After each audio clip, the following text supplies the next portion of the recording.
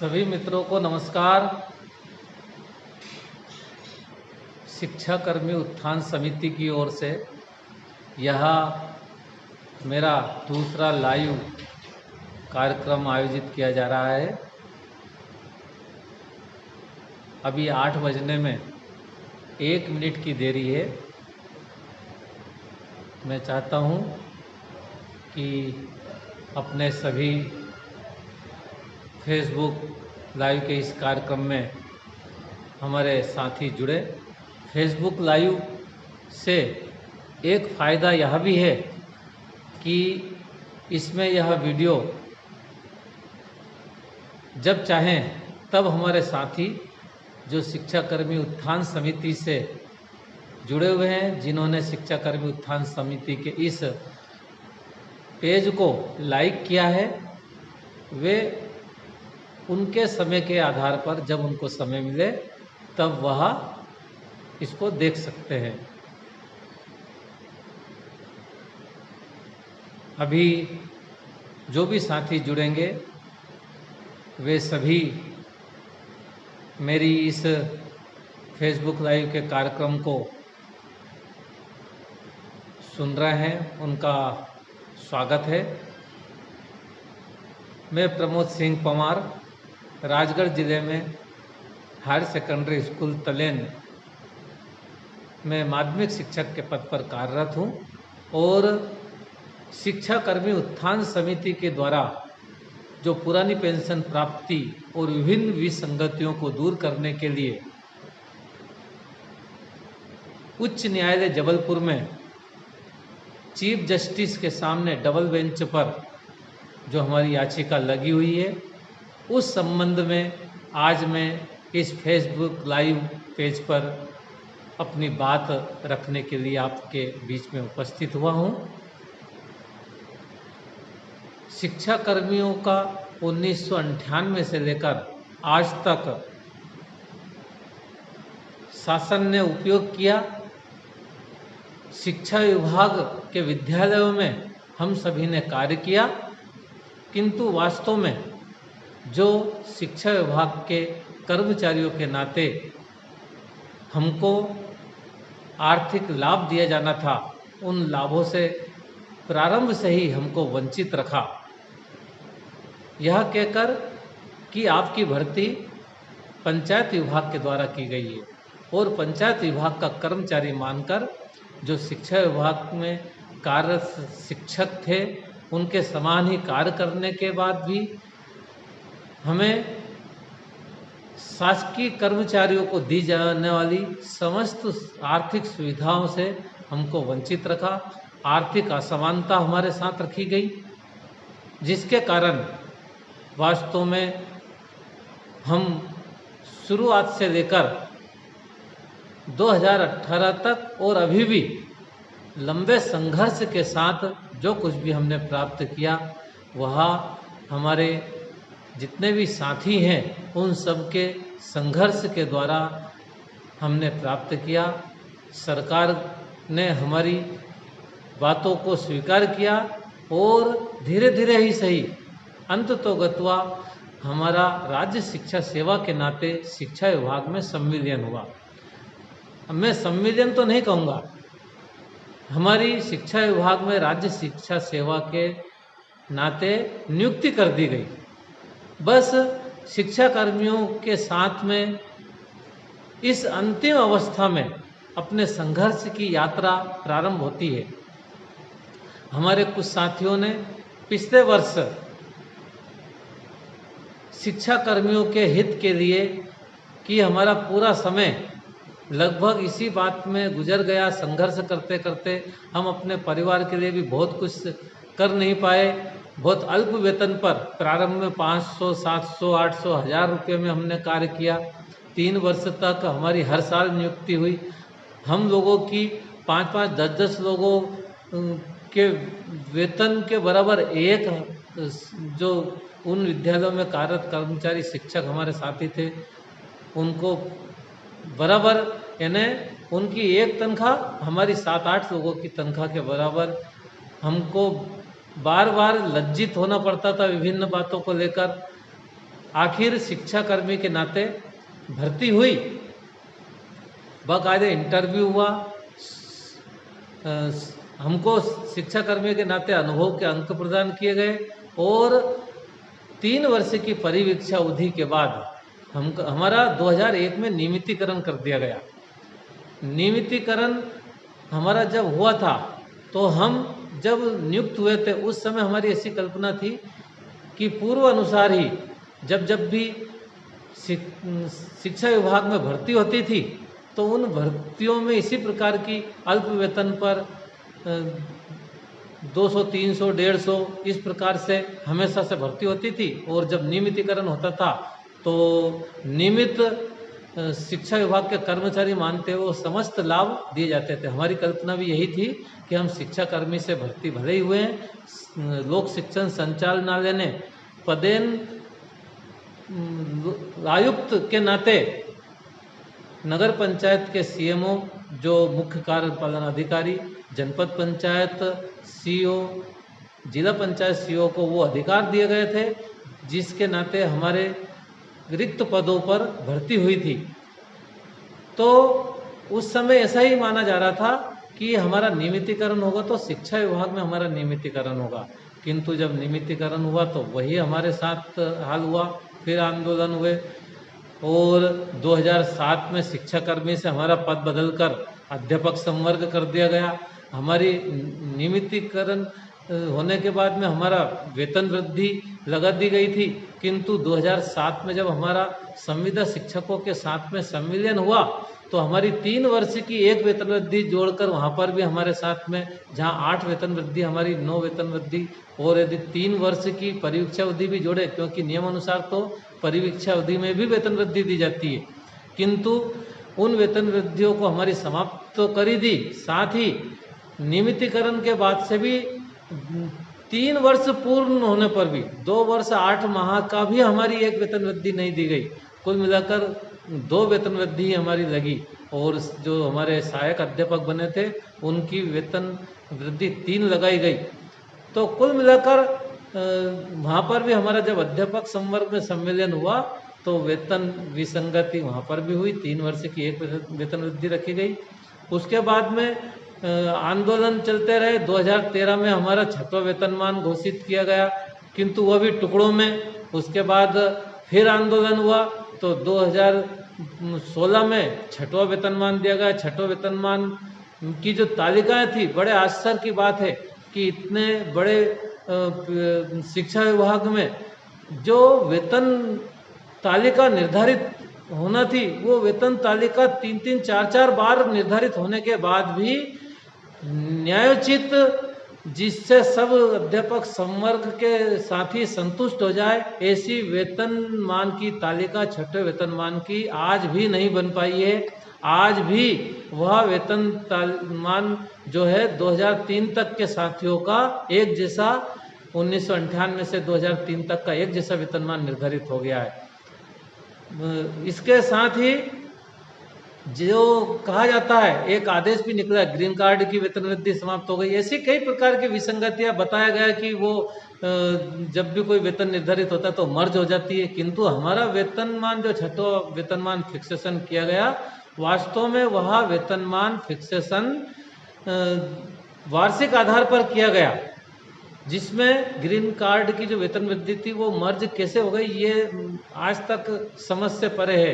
खैर, हम शासकीय कर्मचारी हैं, हमारी एक लिमिटेशन है, हम अपने अधिकारियों को, सरकार को एक सीमा तक अवगत करवा सकते हैं। हमारे साथ में जो अन्याय हो रहा है उस अन्याय के बारे में हम कह सकते हैं। वो सब हमारे जो कर्मचारी संगठन है उन्होंने समय समय पर अवगत करवाया, किंतु हमारी जो सबसे बड़ी मूल समस्या थी जिसके कारण हम चिंतित थे, जब हम भविष्य निर्माण के लिए कार्य कर रहे हैं, देश का भविष्य निर्माता हम कहलाते हैं, हम हमारे बच्चों का भविष्य का निर्माण कर रहे हैं, वहीं हमारा भविष्य अंधकार में हमको दिखाई देता है। जहां सारे कर्मचारियों का बुढ़ापा पेंशन को प्राप्त करने के साथ अपने परिवार का व्यवस्थित संचालन कर सकते हैं, वहीं हम हमारे बुढ़ापे में हमारी जो पेंशन निर्धारित हो रही है, जो साथी हमारे शिक्षा कर्मी से अब सेवानिवृत्त होने लगे हैं, उनकी पेंशन नाम मात्र की, किसी की 550, किसी की 800, किसी की 1000, 1200, 1500। अभी पेंशन का मैंने आज ही एक ग्रुप में पढ़ा तो 2000 रुपये। आप हम सब विचार करें और सोचें कि क्या हम 2000 रुपये में हमारे परिवार का संचालन कर सकते हैं। बुढ़ापे में हमारी दवाई गोलियां भी नहीं आ सकती, हमारे दूध के पैसे भी हम चुकाने में असमर्थ कहीं कहीं हो सकते हैं। इस स्थिति में हम सब लोगों ने विचार करा कि ठीक है, हमने जैसे तैसे हम बच्चों के भविष्य का निर्माण किया, देश का निर्माण किया, हम राष्ट्र निर्माता भले कहलाते हों, किंतु हमारे बुढ़ापे को हम संवारें, हमारे बुढ़ापे को हम सुरक्षित करें और हमारी जो पेंशन हो वो वास्तव में पुरानी पेंशन हो, क्योंकि हम इसके हकदार भी हैं। हमारी नियुक्ति 1998 की है, शासन ने 2018 में हमको शासकीय कर्मचारी भी मान लिया है। ऐसी स्थिति में 1976 का जो पेंशन अधिनियम है वह भी यह कहता है कि पेंशन में सेवा की अवधि काउंट की जाती है, गिनती की जाती है, किंतु राज्य शिक्षा सेवा का जो गजट प्रकाशित हुआ उसमें 2018 में सेवा अवधि की गणना करने में जो दूसरा पॉइंट है 18 का दूसरा, उसमें यह स्पष्ट कर दिया कि आपको पूर्व की सेवा अवधियों का कोई आर्थिक लाभ प्रदान नहीं किया जाएगा। इस प्रकार से यह जो है वास्तव में गैर संवैधानिक है। हमारा बुढ़ापा असुरक्षित करने का एक रास्ता गजट में इस बिंदु को लेकर किया गया है। इसलिए हम सब ने यह मिलकर तय किया है कि हमारी नियुक्ति 1998 से होने के कारण जो पुरानी पेंशन है 1 जनवरी 2005 से बंद हुई है और हमारी एनपीएस के दायरे में 2011 में लिया गया है, जबकि शासन का ऐसा नियम है कि जहां 20 या 20 से अधिक कर्मचारी, चाहे वो प्राइवेट सेक्टर हो, उनमें भी यदि कोई कर्मचारी काम करता है तो उसको भविष्य को सुरक्षित रखने के लिए उसको पेंशन की सुविधा प्रदान की जाए, ताकि वो अपने बुढ़ापे में व्यवस्थित तरीके से अपना जीवन यापन कर सके, अपने परिवार का संचालन कर सके। किंतु सरकार ने हमारे लिए 2011 तक कोई विचार नहीं किया। 2011 में हमको एनपीएस के दायरे में लेकर आए और उसी के कारण जो 1998 से होना था वो 2011 में हमें एनपीएस के दायरे में लाए। तो हमारा जो भविष्य के लिए सुरक्षित रहने का जो एक माध्यम था पेंशन, वह एनपीएस के दायरे में 2011 से हमारी 10% राशि 10% गवर्नमेंट की ओर से जो कटती थी वह नाम मात्र की एकत्रित हुई और वह भी पेंशन के रूप में और नगद के रूप में जो हमको प्रदान की जा रही है वो बहुत ही अल्प है, जिसके कारण हम हमारे बुढ़ापे में निश्चित है जैसे जैसे हमारे शिक्षाकर्मी साथी जो केवल और केवल इस सेवा के ऊपर डिपेंड है, इस सेवा के ऊपर निर्भर है, मुझे लगता है कि ऐसे हमारे जितने भी साथी हैं शीघ्र ही जब पेंशन होगी और जब वो आर्थिक तंगी में अपना जीवन जी पाएंगे तो वह इस अवस्था में जाकर 62 वर्ष की उम्र में कोई दूसरा काम भी नहीं कर पाएंगे। उनको नगद राशि भी इतनी नहीं मिल पाएगी जिससे वो अपना आने वाला समय सुखद अपने परिवार के सुख शांति के साथ व्यतीत कर सके, और पेंशन भी हमारी इतनी नहीं बन पा रही है जिससे हमारे परिवार का लालन पालन किया जा सके। इसके कारण मुझे लगता है कि भविष्य बहुत अंधकार में है और कई साथी हो सकता है कि इस आर्थिक अभाव में अपनी जीवन लीला भी समाप्त कर ले, क्योंकि इस अवस्था में कोई भी व्यक्ति अपना स्वाभिमान बेचकर जिल्लत की जिंदगी जीना पसंद नहीं करेगा। इसलिए हम सब मिलकर इस अपनी अंतिम स्थिति में बुढ़ापे की पेंशन के लिए एकजुट होएं। अभी वर्तमान में इसी बात का प्रचार प्रसार जब पिछले वर्ष से चला तो हम सब ने एकजुटता के साथ में शिक्षा कर्मियों का हमने तय करा कि हम सब मिलकर उच्च न्यायालय की, सुप्रीम कोर्ट की, सर्वोच्च न्यायालय की शरण ले। इसके लिए हम सब लोगों ने मिलकर प्रचार प्रसार किया, व्हाट्सएप ग्रुप बनाए, अपने साथियों को जागरूक किया, उसका परिणाम भी हमको प्राप्त हुआ और आज वर्तमान में उच्च न्यायालय जबलपुर में लगभग 10-11 हज़ार लोगों की बड़ी संख्या में टुकड़ों टुकड़ों में याचिका दर्ज हो चुकी है। ऐसी लगभग 12 याचिकाएं जो डबल बेंच में चीफ जस्टिस के सामने लगी है अल्ट्रा वायरस को लेकर, जो गैर संवैधानिक है, आर्टिकल 226 के तहत संवैधानिक उपचार के अधिनियम के तहत जो याचिका लगी है, उस याचिका में शीघ्र ही हमारे साथ न्याय होगा।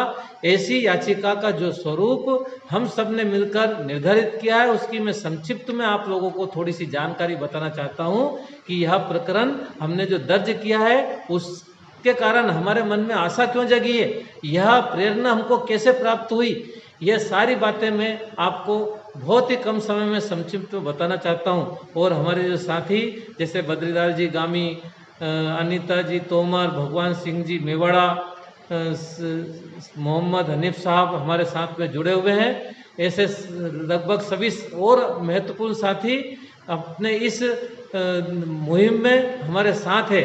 ये कहानी अपनी प्रारंभ होती है पिछले वर्ष।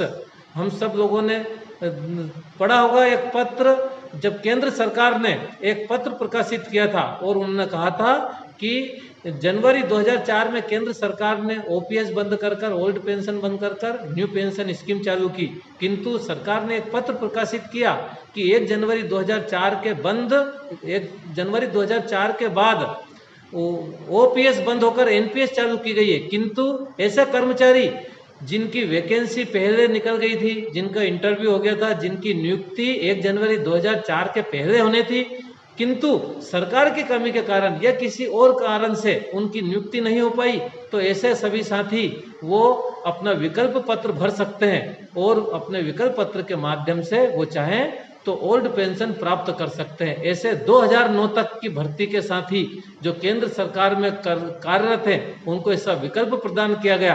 तो उसी पत्र को देखते हुए हमारे कुछ साथियों ने भी ये विचार किया कि हम भी इस दायरे में आते हैं, कि हमको भी इसका लाभ प्राप्त होना चाहिए। तो उस पत्र को आधार बनाकर हमने भी हमारे नियुक्त अधिकारी से लेकर तो मध्य प्रदेश के जिम्मेदार अधिकारियों को हमने पत्र प्रेषित किए कि हम भी इस पेंशन के अधिकारी हैं, हमको भी पुरानी पेंशन प्रदान की जाए। हम भी 1 जनवरी 2005 के पहले के नियुक्त कर्मचारी हैं, शिक्षा विभाग में हम कार्यरत हैं। लेकिन दुर्भाग्य की बात है कि हमारे अधिकारियों ने यह कहकर कि आप 1972 पेंशन अधिनियम के दायरे में नहीं आते हैं, हमारे मध्य प्रदेश में 1972 पेंशन अधिनियम लागू नहीं है, परिवार पेंशन लागू नहीं है, इसलिए इस आपके आवेदन को अमान्य किया जाता है। किंतु मैं आपको बताना चाहता हूं कि हमारे मध्य प्रदेश में 1976 पेंशन अधिनियम अभी भी लागू है और उसमें यह स्पष्ट निर्देश दिया गया है कि जो सेवा की अवधि रहती है, जो जिस विभाग में कार्यरत है, चाहे वो कंटेंजेंसी पे हो, कलेक्टर रेट पे काम करता हो, दैनिक वेतनभोगी के रूप में सेवा दी हो, चाहे वो अस्थायी कर्मचारी हो, किंतु जब वो स्थायी हो जाता है, जब वो शासकीय कर्मचारी बन जाता है, तो उसकी वो समस्त सेवा अवधि को काउंट की जाती है और काउंट करने के बाद में उसको 1976 पेंशन अधिनियम के तहत उसको उस दायरे में लाया जाता है और हम उसके वास्तव में अधिकारी हैं। ऐसा वो पत्र हमने सबने पूरे मध्य प्रदेश के शिक्षा कर्मियों ने जागरूकता के साथ सरकार को प्रेषित किए थे, किंतु जब सरकार ने उस पत्र को अमान्य कर दिया तो हम सब लोगों ने मिलकर यह तय किया कि अब हम माननीय न्यायालय की शरण में जाएंगे। और हमारे पास अधिक समय नहीं है, हमारे अधिकांश लोग सेवानिवृत्त होते जा रहे हैं। लगातार हमारे साथ के भर्ती के लोग एनपीएस के दायरे में जिनको रखा गया है वे पेंशन प्राप्त करना चालू हो गई। किसी साथी की 550 रुपये पेंशन बन रही है और किसी की 700 बन रही है, किसी की 900, 1000, 1200, 1500, 2000 से आज तक की तारीख में किसी की भी पेंशन अधिक नहीं बनी है।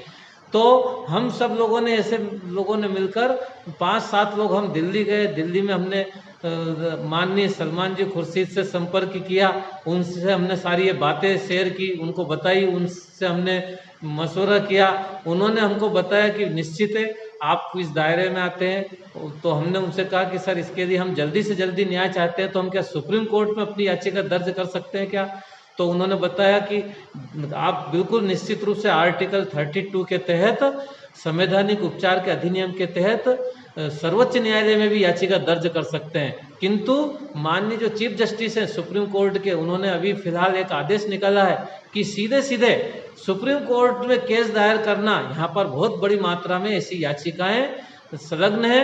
इसके कारण से माननीय चीफ जस्टिस सुप्रीम कोर्ट के उन्होंने ऐसा आग्रह किया, निवेदन किया है कि सभी राज्यों में जो चीफ जस्टिस है उच्च न्यायालय के, डबल बेंच में भी यदि एक आर्टिकल 226 के तहत आप याचिका दर्ज करते हैं तो उसकी मान्यता बिल्कुल वही रहती है। और उच्च न्यायालय जबलपुर में हम याचिका दर्ज कर सकते थे, ऐसा उन्होंने हमको राय दी, समझाया और कहा कि आपके बाद वहाँ याचिका दर्ज करने के बाद आपके पास सुप्रीम कोर्ट का भी ऑप्शन बचा रहता है। वहाँ पर जो भी स्थिति बनती है उसके बाद सुप्रीम कोर्ट का दरवाजा आपके लिए खुला है। तो उनकी बात को हमने स्वीकार करते हुए ऐसे ही हमने अन्य जो रिटायर्ड न्यायाधीश हैं, ऐसे और अन्य अधिवक्ता हैं, ऐसे सभी लोगों से विचार विमर्श करने के बाद में हम सब ने तय किया कि वास्तव में हमको अब जबलपुर में याचिका दर्ज करनी चाहिए। किंतु माननीय सलमान जी खुर्शीद से हमने एक प्रश्न और किया कि सर हम ये चाहते हैं कि हमारी ओर से आप हमारा पक्ष रखें तो हमारे लिए इस केस को जीतना बहुत आसान रहेगा और हमारा भविष्य भी सुरक्षित होगा, आपके हाथ में हमारा भविष्य है। तो उन्होंने इस बात की स्वीकृति दी कि बिल्कुल आप लोग चाहेंगे तो मैं आपकी ओर से निश्चित इस केस में पैरवी करूंगा। उन्होंने हमको आश्वस्त किया। ऐसे ही हमने नलिन जी कोहली से भी हमने निवेदन किया, उन्होंने भी हमको आश्वस्त किया। उन्होंने पहले इसी प्रकार के अन्य प्रांतों के केस भी लड़े, उन्होंने तुरंत हमारी बहुत संक्षिप्त में हमारी बात को समझ ली और उन्होंने कहा कि आप निश्चित रूप से बहुत इस केस में मजबूत हैं। आपसे भी कमज़ोर जो लोग थे जिनका आपका तो वास्तव में पेपर में विज्ञापन निकला, आपका इंटरव्यू हुआ और उसके बाद आपकी नियमित वेतनमान पर भर्ती हुई, किंतु ऐसे प्रांत जहां पर इस प्रकार से विधिवत भी नहीं हुआ था भर्ती का, लेकिन उनको एनपीएस के दायरे में ला दिया था, तो उनको भी न्यायालय ने ओपीएस का हकदार माना है। ऐसा केस उनके नॉलेज में थे। ऐसे उन्होंने 4 केस हमारे साथ में और जोड़े हैं। कुल मिलाकर उनके द्वारा आश्वासन दिए जाने के बाद हमारे विक्रमादित्य जी जो सुप्रीम कोर्ट के अधिवक्ता हैं, उन्होंने हमसे कहा कि आप बिल्कुल रिट मैं भी बना सकता हूं, आप भी चाहे तो बनवा सकते हैं, तो लेकिन स्थानीय अधिवक्ता की इसमें आवश्यकता रहती है। स्थानीय अधिवक्ता याचिका दर्ज कर सकता है, हम लोग उसमें पूरा समर्थन सहयोग करेंगे। तो हम जबलपुर गए, जबलपुर में हमने अधिवक्ताओं से चर्चा करी, वहाँ पर हमने घेरियाल सर से भी चर्चा की, उनसे सारी ये बातें बताई, उन्होंने इस बात की स्वीकृति दी। किंतु साथ में उन्होंने ये भी कहा कि आप जब ऐसे सुप्रीम कोर्ट के अधिवक्ताओं को, सीनियर अधिवक्ताओं को जब अपनी ओर से पैरवी करने के लिए रख रहे हैं तो फिर आप मेरे को क्यों कर रहे हो, आप पैसा क्यों अधिक खर्च कर रहे हो, आप उनसे पैरवी करवाओ, किसी भी अधिवक्ता से अपनी याचिका लगवा सकते हैं। किंतु हमने उनसे आग्रह किया, वो उन्होंने भी हमको स्वीकृति दे दी, उनसे पैसे की भी हमारी बात हो गई। बाद में उनका भी हमको एक याचिका के रूप में सहयोग मिला और वो याचिका विक्रमादित्य जी के माध्यम से हमने पूर्ण एक निश्चित स्वरूप में याचिका तैयार की। उन याचिकाओं में जितने भी हमारे पास आदेश थे शुरू से लेकर आखिरी तक के, जो गजट थे हमारे, जो समय समय पर आदेश निकलते थे, उन सब वो सारे आदेश, संयोग की बात देखिए कि जितने भी आदेश हमारे निकलते हैं वो सारे लोक शिक्षण संचालनालय गवर्नमेंट के निकलते हैं। और हमको माना जाता रहा हमेशा से कि ये पंचायत विभाग के कर्मचारी, हम काम शिक्षा विभाग में कर रहे हैं, हमारे आदेश शिक्षा विभाग के निकल रहे हैं, किंतु हमको माना जा रहा है पंचायत विभाग के कर्मचारी। लेकिन 2018 में तो हम शिक्षा विभाग के हो गए, लेकिन उसमें जो आदेश हुआ है उस आदेश को भी उन्होंने देखा हमारे अधिवक्ताओं ने, और इन सबको लेकर एक स्वरूप जो तैयार हुआ याचिका का, वो याचिका हमारे माननीय सलमान जी खुर्शीद को भी पास आउट करवाई गई, उन्होंने भी कुछ संशोधन करवाए, माननीय नलिन जी कोहली को भी उससे अवगत करवा गया, उनने भी अपनी तरफ से कुछ बिंदु जुड़वाए और अंततोगत्वा हमारी याचिका बनकर तैयार हुई। 24 अप्रैल को हमारी याचिका माननीय उच्च न्यायालय के समक्ष प्रस्तुत की गई। 9 जून को हमारी याचिका के संबंध में जो है पहली बहस हुई। उस बहस में जैसा कि हमारा माननीय सलमान जी खुर्शीद और माननीय नलिन जी कोहली का प्रामिस था, उन्होंने कहा था वो हमारी इस याचिका में हमारी ओर से पैरवी करने के लिए उपस्थित हुए। दोनों की बात को माननीय चीफ जस्टिस ने बहुत ध्यान से सुना और 20 मिनट तक उनके साथ में डिस्कस हुई। उस याचिका के संबंध में पूरा विस्तार से उन्होंने जाना और मात्र 4 सप्ताह का समय देते हुए हमारे जो शासकीय अधिवक्ता है आदरणीय यादव सर, उनको 4 सप्ताह का समय दिया और 9 जून की सुनवाई में उन्होंने 5 जुलाई की अगली तारीख जवाब के साथ में निर्धारित की। और अगली जो 5 जुलाई की हमारी तारीख जो हुई थी, उस 5 जुलाई की तारीख में हमारी जो पेशी हुई उसमें माननीय नलिन जी कोहली हमारे पक्ष रखने के लिए उपस्थित थे। जब जवाब देने के संबंध में अपने शासकीय अधिवक्ता से पूछा गया कि आपने जवाब प्रस्तुत क्यों नहीं किया, तो उन्होंने बताया कि इसी प्रकार की एक ऐसी याचिका 2018 में आरिफ अंजुम भाई के द्वारा दर्ज की गई थी, उसमें हम जवाब प्रस्तुत कर चुके हैं, उसी याचिका के जवाब को इसका जवाब माना जाए। किंतु हमारे माननीय अधिवक्ता महोदय नलिन जी कोहली ने यह स्पष्ट किया कि वह जो 2018 का प्रकरण है वह इस याचिका का एक हिस्सा मात्र है। हमारी याचिका में केवल वरिष्ठता की बात नहीं है, हमारी याचिका में इनको पुरानी पेंशन से वंचित किया गया उसकी बात है, ग्रेच्युटी की बात है और अन्य ऐसी जो शासकीय कर्मचारियों को सुविधा दी जाती है उन सारी सुविधाओं से इनको वंचित किया गया है। ऐसे सारे विस्तार से बिंदु इस याचिका में संलग्न है, इसलिए इस याचिका को उस याचिका से जोड़ना उचित नहीं है। तथ्यात्मक जानकारियां दोनों की भिन्न भिन्न है, इसलिए इन दोनों जानकारियों को, इन दोनों याचिकाओं को एक साथ जोड़कर नहीं देखा जा सकता।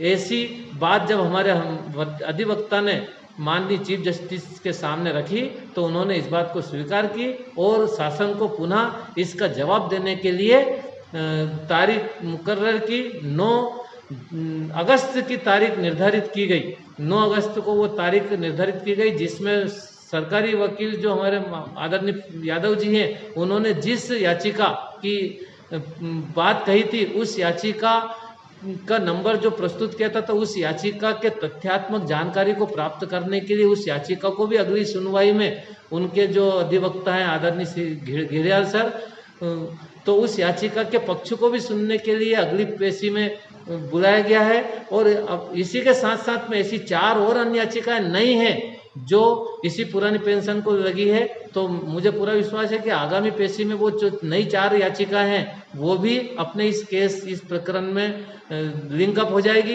इस प्रकार कुल मिलाकर हमारे साथ में 12-13 याचिकाएं एक साथ माननीय चीफ जस्टिस के सामने डबल बेंच में जो लगी है वो सब एक हो जाएगी। और जो घिरियाल सर की जो आरिफ अंजुम भाई की 2018 के प्रकरण को लेके वो स्वयं याचिका जो है वो एक दूसरी याचिका से लिंकअप है और उस याचिका से लगभग ऐसी 20 याचिकाएं हैं जो 2018 में लगी थी।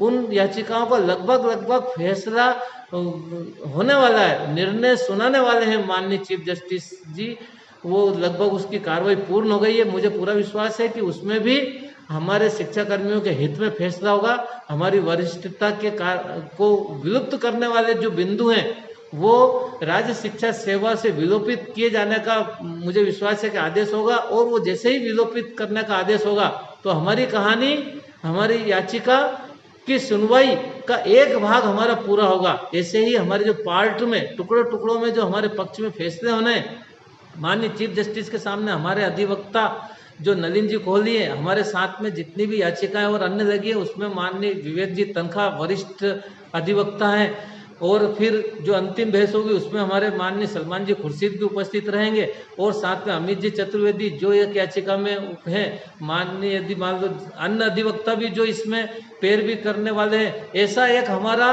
पैनल अधिवक्ताओं का इन याचिकाओं में उपस्थित रहेगा। बहस में बहुत जिम्मेदारी के साथ हमने जिन अधिवक्ताओं को किया है वे समस्त अधिवक्ता अपने इस याचिका में हमारी ओर से पैरवी करने के लिए समय समय पर जब भी माननीय न्यायालय के द्वारा इसकी पैरवी के लिए, इसकी सुनवाई के लिए, बहस के लिए आदेश होगा उसमें उपस्थित रहेंगे। कुल मिलाकर मेरा इस फेसबुक लाइव शिक्षाकर्मी उत्थान समिति के इस पेज पर रहने का उद्देश्य ये है कि जितने भी अपने साथी जो याचिका दर्ज करना चाहते हैं, लगभग मेरा जहाँ तक अंदाज है 55 से 60 हज़ार हमारे शिक्षाकर्मी साथी हैं, और 55 से 60 हज़ार शिक्षाकर्मी साथियों में से 10 हज़ार ही लोग ही हमारे बीच में याचिका के रूप में, चाहे व्यक्तिगत केस के रूप में पुटअप किया हो या हमारे साथ शिक्षाकर्मी उत्थान समिति के साथ में केस पुटअप किया है, ऐसे 10 हज़ार संख्या है। अब यदि कोई अन्य साथी यदि याचिका दर्ज करना चाहते हैं तो वे, मेरा ऐसा आग्रह है कि हम अपनी जो शिक्षाकर्मी उत्थान समिति की याचिका है उसमें ही निश्चित रूप से उनका लिंकअप होना है। तो वे सारे साथी, शिक्षाकर्मी उत्थान समिति के नाम से केस पुटअप हुआ है, इसलिए हमारी याचिका में हम उनके नाम की सूची को माननीय न्यायालय के सामने प्रस्तुत कर सकते हैं कि इतने लोग हमारे साथ और जुड़े हैं। तो वे सारे लोग अपने जो वरिष्ठ अधिवक्ता हैं उनकी हम अधिक से अधिक तारीख मुकर्रर कर सकें, आप सबका उसमें सहयोग बन सके, आप भी उसमें सम्मिलित हो सकें। व्यक्तिगत केस आप पुटअप करेंगे तो आपकी कोर्ट फीस भी लगेगी और उसमें समय भी लगेगा और आपको एक वकील अधिवक्ता को भी करना पड़ेगा। इसलिए मेरा ऐसा आग्रह है, निवेदन है कि आप सब लोग जो अब शेष रह गए हैं और हमारे साथी जिन्होंने याचिका दर्ज कर चुके हैं, वो साथी भी अब इस बात का प्रयास करें कि वह शिक्षाकर्मी उत्थान समिति के साथ में उनको अटैच करें, हमारे साथ जुड़ें। अपने साथ में आने के लिए हमारे प्रत्येक जिले में लगभग कोई ऐसा जिला बाकी नहीं है जिस जिले में अपने कोई साथी जुड़े ना हो। तो कृपया वे सभी वंचित साथी जो इस शिक्षाकर्मी उत्थान समिति या अन्य याचिकाओं के साथ में जुड़े नहीं हैं अभी तक, वे सभी साथी कंधे से कंधा मिलाकर इस अंतिम लड़ाई में वो साथ दें। निश्चित रूप से मुझे 100% विश्वास है कि हम विजयी होंगे, हमको पुरानी पेंशन प्राप्त होगी। हम जिन जिन भी सुविधाओं से हमको वंचित किया गया, अभी कोरोना काल में हमारे जो साथी दिवंगत हो गए उनको ग्रेच्युटी तक भी नहीं मिली है, उनको नगद राशि भी बहुत कम प्राप्त हुई है, उनको पेंशन भी बहुत कम प्राप्त होगी। ऐसी स्थिति में उनके परिवार में अनुकंपा नियुक्ति के भी इतने जटिल नियम है कि अभी तक 20-25, जहाँ तक मेरा ध्यान है, बहुत कम लोगों को अनुकंपा नियुक्ति मिल पाई है। ऐसी स्थिति में अभी से ही हमारे साथी का परिवार आर्थिक अभाव में जी रहा है। तो ऐसे सारे भविष्य का हम वो दृश्य को देखते हुए आप सब लोग इस लड़ाई में साथ दें। हम सब इस भाव के साथ, हम तमाशा न देखें कि ये साथी जब कोर्ट में केस लगा दिया है, जीत जाएंगे तो उसके बाद हम निकाल देंगे। साथियों, संगठन में ताकत होती है। यदि आप लोगों की किसी भी साथी के इस प्रकार से दृश्य देखने के कारण जरा सी कोई कमी रह गई तो हमारे सामने पछताने के अलावा कुछ नहीं बचेगा। इसलिए मेरा आप सब लोगों से आग्रह है, निवेदन है कि आप सब लोग अधिक से अधिक संख्या में शिक्षाकर्मी उत्थान समिति के साथ जुड़ें और इस याचिका में सम्मिलित हों। मेरी तरफ से मैंने संक्षिप्त में आधे घंटे का मेरा यह उद्देश्य था कि मैं आप लोगों को ये सारी बातें समझा सकूं, तो मैंने पूरा प्रयत्न किया। आप लोग यदि कोई बात अगर पूछना चाहते हैं तो मैं आप लोगों से निवेदन करता हूं कि आप अपने कमेंट्स के द्वारा कोई भी यदि कोई बात अगर पूछना चाहते हैं तो कृपया अपने कमेंट्स डालें, मैं आपके बताने का प्रयत्न करूंगा। इसके अलावा भी हमारे जो साथी किसी भी प्रकार की कोई समस्या हो तो व्हाट्सएप लगभग सभी ग्रुपों में शिक्षाकर्मी के ग्रुप बने हुए हैं, उन ग्रुपों में भी लगभग मैं भी सब में जुड़ा हूँ। हमारे बहुत से साथी, अपने इंदौर से भरत जी भार्गव हैं, अपने उज्जैन से हनीफ भाई हैं, राजगढ़ जिले से हमारे शिक्षाकर्मी उत्थान समिति के अध्यक्ष महोदय जिनके नेतृत्व में काम चल रहा है, बबीता मिश्रा मैडम हैं, आरसी दांगी जी हैं, ऐसे अपने राजगढ़ जिले के राधेश्याम जी पूर्विया हैं, समस्त जिलों के ऐसे साथी, मैं नाम अगर लूँगा तो बहुत बड़ी एक ऐसी लिस्ट हमारे सामने है। ऐसे मैंने कुछ प्रमुख साथियों का नाम का उच्चारण किया। हमारे भगवान सिंह जी मेवाड़ा सुजालपुर के रहने वाले हैं। तो कुल मिलाकर हमारे जो साथी हैं ये सारे इसमें कंधे से कंधा मिलाकर इस लड़ाई में शामिल हुए हैं। आप किसी से भी ये जानकारी प्राप्त कर सकते हैं। आप फेसबुक लाइव को जब भी देखेंगे तो आप अपने कमेंट्स इसमें नीचे डाल दें और मैं इसमें अपना मोबाइल नंबर भी डाल दूंगा। वैसे शिक्षाकर्मी उत्थान समिति में मेरा मोबाइल नंबर डाला हुआ है। आप जब चाहें 24 घंटे इस मिशन को सक्सेस करने के लिए मैं लगा हुआ हूँ और केवल मैं ही नहीं, तो हमारे जितने भी ऐसे साथी हैं जो एक जुनून के रूप में, एक मिशन के रूप में पुरानी पेंशन जब तक प्राप्त नहीं होगी तब तक इस संघर्ष को जारी रखेंगे। और माननीय उच्च न्यायालय में हमारा सबका विश्वास है, हम संवैधानिक दायरे में रहकर अपने अधिकारियों की यह लड़ाई लड़ रहे हैं। यह हमारा लीगल हक है, यह वास्तविक हमारा अधिकार है। इस अधिकार को हम सब इसमें शामिल हो, सम्मिलित हो, ऐसा मेरा आप सब लोगों से निवेदन है। अभी हमारे बीच में राजेश भाई मिश्रा जी भी जुड़े हुए हैं, उन्होंने भी कमेंट्स लिखा है कि विशेषकर मैं आपके साथ हूं। तो हम सब लोग इस मिशन को संयुक्त रूप से मिलकर पूर्ण करेंगे, क्योंकि ऐसा माना जाता है। मैं ये कहानी कहकर अपनी बात को समाप्त करूंगा कि एक बार एक जंगल में, एक गांव में आग लगती है। उस गांव में जब आग लगती है तो एक कुएं से सारे गांव के लोग अपने पास जो भी साधन थे, कोई बाल्टी, कोई गगरा, कोई कुछ साधन, कोई कुछ साधन, हर साधन से वो जिन घरों में आग लगी थी उसको बुझा रहे थे। तो ऐसी स्थिति में उस कुएं के पास में जो पेड़ था, उस पेड़ पर एक चिड़िया भी बैठी हुई थी। वो चिड़िया भी वहाँ पे जो पानी धुल जाता था उस पानी को अपनी चोंच में भरती थी, और जो मकान जल रहे थे उन मकानों के ऊपर अपनी चोंच से पानी टपकाती थी। ये सारा दृश्य एक बुजुर्ग व्यक्ति वहाँ पर बैठा बैठा देख रहा था कि ये चिड़िया बार बार आ रही है, यहाँ से चोंच में अपना पानी भर रही है और जलते हुए मकान, जो 2-3 मकान जल रहे थे, उसको बुझा रही है। तो उन बुजुर्ग व्यक्ति ने उस चिड़िया से पूछा कि तू जानती है कि तेरा जो पानी है उस आग में पहुंच भी नहीं पा रहा है, उसके आग में पहुंचने के पहले ही भाप बनकर ऊपर उड़ रहा है, फिर भी तू अपना इतना प्रयत्न क्यों कर रही है? तो उस चिड़िया ने जो जवाब दिया वो हम सबके लिए वास्तव में है। उस चिड़िया ने कहा कि इस गांव में जब भी कोई इतिहास लिखा जाएगा तो मेरा नाम आग बुझाने वालों में लिखा जाएगा, आग लगाने वालों में मेरा नाम नहीं लिखा जाएगा। तो मेरे साथियों, शिक्षाकर्मी बंधुओं, जब भी आप इस फेसबुक लाइव को देखें, जो सुन रहे हैं, तो अपने इस मिशन में मैं चाहता हूं कि हमारी गिनती, हमारे साथियों की गिनती किसी की भी उस आग लगाने वाले में ना हो, उस आग बुझाने वालों में हो। और हम सब मिलकर संयुक्त रूप से संगठन की ताकत के माध्यम से माननीय उच्च न्यायालय के सामने अपने पक्ष को मजबूती से रखकर, और आवश्यकता लगी तो सरकार के सामने भी अपने पक्ष को मजबूती से रखकर हम पुरानी पेंशन प्राप्त करके रहेंगे। जय हिंद, जय भारत, नमस्कार। आप सभी को धन्यवाद जो आपने अपना समय दिया। और आपको यदि कोई भी ऐसी बात हो तो निश्चित रूप से आप मुझे कॉल करके पूछ सकते हैं। पुनः आप सभी को धन्यवाद, नमस्कार। और अंत में कहूँगा, यदि मुझसे कहने में कहीं कोई चूक हो गई हो, किसी व्यक्ति को यदि मेरी व्यक्तिगत रूप से कोई बात अगर दिल पे लगी हो, तो मैं क्षमा चाहता हूँ। धन्यवाद।